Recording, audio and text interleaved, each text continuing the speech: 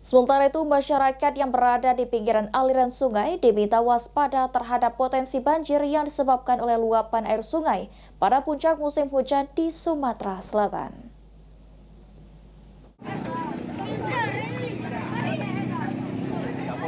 Puncak musim hujan yang terjadi di Sumatera Selatan mengakibatkan 2 kabupaten di Sumatera Selatan masih terendam banjir, yakni di Kecamatan Lubuk Keliat, Kabupaten Ogan Ilir, dan di beberapa kecamatan di Kabupaten Musi Banyuasin. Selain itu, akibat hujan dengan intensitas sedang hingga lebat yang terjadi beberapa hari terakhir mengakibatkan longsor di Kelurahan Sidoarjo, Kota Lubuk Linggau. Kepala Bidang Penanganan Darurat BPBD Provinsi Sumatera Selatan Sudirman mengatakan, dikarenakan puncak musim hujan yang terjadi di Sumatera Selatan, sehingga Kepala Bidang Penanganan Darurat BPBD Sumsel menghimbau masyarakat yang berada di pinggiran aliran sungai dihimbau untuk waspada terhadap potensi banjir yang disebabkan oleh luapan air sungai.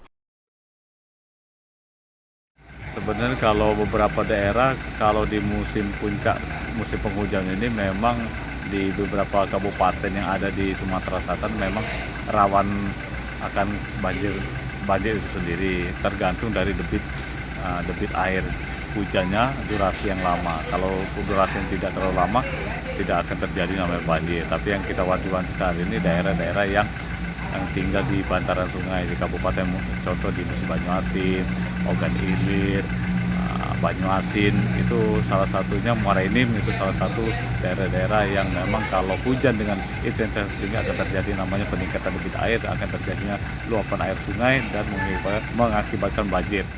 Sementara berdasarkan prediksi dari BMKG, musim hujan di Sumatera Selatan diprediksi masih akan terus terjadi hingga tanggal 18 Maret 2025. Eki Saputra, PAL TV.